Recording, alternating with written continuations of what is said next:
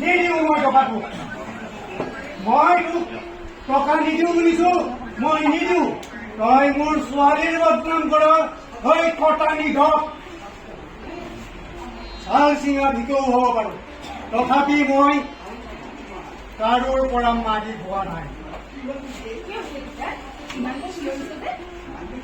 মানুহে কি ভাবিব কচোন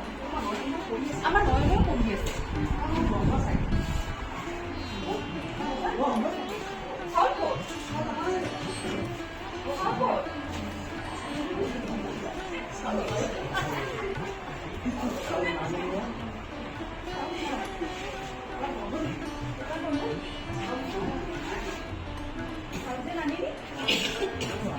নহয় আজি 5-6 বছৰে মাৰ ঢুকুৱাৰ ইমান দিন হ'ল তহঁতক বুকুত বান্ধি লৈ মই দিনৰ দিনটো আনৰ ঘৰে ঘৰে হাজিৰা কৰি যি পাওঁ তাকে আনি তহঁতক খুৱাই খুৱাই মই সুখে সন্তোষে আছো আজি মই কামৰ পৰা পোনে পোনে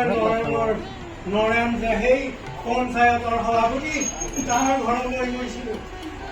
আমাৰ নামত বোলে এটা চৰকাৰী ঘৰ আহিছে মই তাকে দিবলৈ যাওঁতে সি মোক 20,000 টকা এটা খুজিলে মই দিবলৈ অসমৰ্থ মই তাক কলো মই পইচা দিব নোৱাৰো সি মোক বৰ বেয়াকৈ ক'ব যায় আৰু কি জানো তোৰ চৰিত্ৰক লৈও সি প্ৰশ্ন তুলিছে